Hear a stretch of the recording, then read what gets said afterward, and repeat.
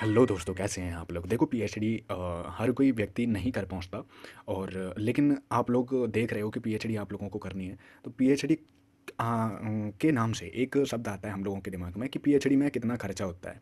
तो हम बात करने वाले में इसमें हैं इस वीडियो में पीएचडी के खर्चे की। तो देखो, पीएचडी करने का खर्चा जो है फैक्टर्स पर डिपेंड करता है, जैसे कि यूनिवर्सिटी किस तरीके की है, गवर्नमेंट है या प्राइवेट है, कोर्स की ड्यूरेशन क्या है, रिसर्च फील्ड क्या है, फैसिलिटीज़ किस किस तरीके की हमें चाहिए, एंड निस जो है इसके अप्रोक्सीमेट ही खर्चे का विवरण दिया गया है और दिया जाता है।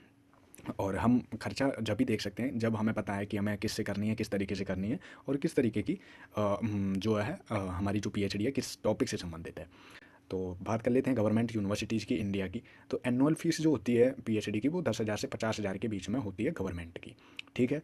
लोएस्ट जो होगी 10,000 होगी और हाईएस्ट जो होगी 50,000 होगी, चाहे कितनी भी अच्छी कोई गवर्नमेंट यूनिवर्सिटी हो, कैसी भी हो, कोई भी हो। टोटल फीस जो रहेगी 3 से 5 साल की रहती है। ठीक है, जो कि टोटल 30,000 से लेके और 2.5 लाख के बीच में होगी।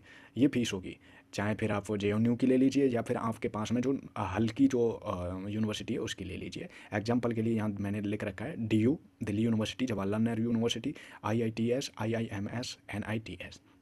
ठीक है, 2.5 लाख से ऊपर नहीं जाएगी गवर्नमेंट की। एंड स्कॉलरशिप गवर्नमेंट यूनिवर्सिटीज़ में यूजीसी, नेट, जेआरएफ या इंस्टीट्यूशनल फेलोशिप मिलती है। ये आप लोगों को भी पता होगा, नहीं पता होगा तो अब इसमें पता कर लो कि गवर्नमेंट में यूनिवर्सिटीज़ में आप लोगों को फेलोशिप मिलती है। और अब है प्राइवेट यूनिवर्सिटीज़ इंडिया की। एनुअल फीस जो है प्राइवेट यूनिवर्सिटीज़ की वो 1 लाख से 3 लाख के बीच में होती है। टोटल फीस जो रहती है 3 से 5 साल की, वो 3 लाख से 15 लाख के बीच में जा सकती है। कोई भी, चाहे फिर अमेठी यूनिवर्सिटी हो, चाहे कोई और उससे अच्छी हो, उसकी जो फीस है इतनी ही रहेगी, इससे ज़्यादा नहीं होगी। एग्जाम्पल के लिए देखो, अमेठी यूनिवर्सिटी दे रखा है, मणिपाल यूनिवर्सिटी दे रखा है और एसआरएम यूनिवर्सिटी दे रखा है। ये इंडिया की टॉप प्राइवेट यूनिवर्सिटीज़ हैं। स्कॉलरशिप प्राइवेट यूनिवर्सिटीज़ में लिमिटेड स्कॉलरशिप होती है और ज़्यादातर फंडिंग स्टूडेंट को खुद ही मैनेज करनी पड़ती है। ये आप लोगों को ध्यान रखने वाली बात है। फॉरेन यूनिवर्सिटीज़ की बात करें तो एनुअल फीस जो होती है 15 लाख से शुरू होती है और 40 लाख तक। और ये भी डिपेंड होती है किस देश में जा रहे हो, है ना। एशिया के देश में ही जा रहे हो किसी में, या फिर यूरोप के में जा रहे हो, और किस यूनिवर्सिटी में जा रहे हो। कहीं आप ऐसी लोकल में जा रहे हो किसी देश की में, या फिर आप ऑक्सफोर्ड जैसी में जा रहे हो। एंड वहाँ का लिविंग एक्सपेंसेज वगैरह जो है एंड पर ईयर का करीब 20 लाख तक हो जाता है। स्कॉलरशिप जो है वहाँ जैसे फल्ब ब्राइट है, टाड है, कॉमनवेल्थ है और यूनिवर्सिटी स्पेसिफाइड ग्रांट मिलती है जो फीस और लिविंग एक्सपेंसेज कवर कर सकती हैं। ठीक है, मतलब वहाँ स्कॉलरशिप अच्छी मिल जाती है। एडिशनल एक्सपेंसेज की बात करें तो रिसर्च वर्क में हमारा 50,000 से 2 लाख के बीच में रिसर्च मटेरियल आता है, लैब वर्क होता है, और जो एक्सपेंसेज हैं वो सारे 50,000 से 2 लाख के बीच में हमारे हो जाते हैं। कॉन्फ्रेंस अगर हम करते हैं कहीं जा करके, कहीं ट्रिप करके, तो उनका खर्चा 10,000 से 1 लाख के बीच में आता है।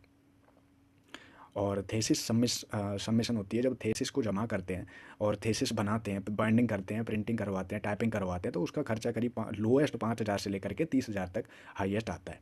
ट्रैवल एक्सपेंस जो है वो भी फील्ड वर्क का अगर कोई काम है, कहीं जाना है तो उसको वो भी आता है। स्कॉलरशिप और फेलोशिप की बात करें तो यूजीसी, नेट, जेआरएफ अगर कर रखा है किसी ने तो उसको फेलोशिप मिल जाती है। ठीक है। और सीएसआईआर फेलोशिप कर रखी है तो भी उसे मिलेगा। स्टेट फेलोशिप कर रखी है, अलग अलग राज्यों में स्कॉलरशिप अवेलेबल होती हैं, तो अगर स्टेट फेलोशिप है तो भी उसे पैसा मिलेगा।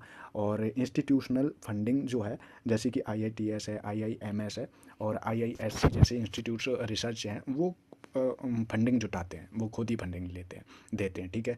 अगर आप गवर्नमेंट यूनिवर्सिटी में एडमिशन लेते हैं और फेलोशिप मिल जाती है तो आपका जो हमारा खर्चा है जो लगभग जीरो या नेगेटिव हो जाता है स्टिपेंड मिलने के कारण। ठीक है, क्योंकि हमें सब कुछ सरकार प्रोवाइड कराती है।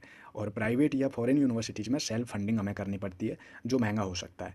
तो ठीक है, ऑल द बेस्ट। आपके सारे जो डाउट थे वो इसमें क्लियर हो गए होंगे। अब आपको ये डिसाइड करने में आसानी होगी कि हमें पीएचडी जो है किस तरीके से करनी है, किससे करनी है, कितने खर्चे में करनी है, आपका जो खर्चा है कितना है, आपका बजट कितना है। ठीक है, कमेंट करके ज़रूर बताना कि कौन कौन पीएचडी करने वाला है।